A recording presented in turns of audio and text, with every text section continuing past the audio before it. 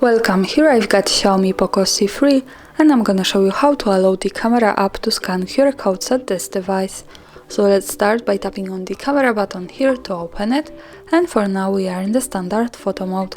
From here let's go to the right corner to this button. When we tap on it we get access to more options about the camera we can manage.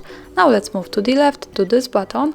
By picking it we can open the advanced camera settings. And here we have scan QR codes option, so by using this button we can easily turn it off and turn it on like that as we need.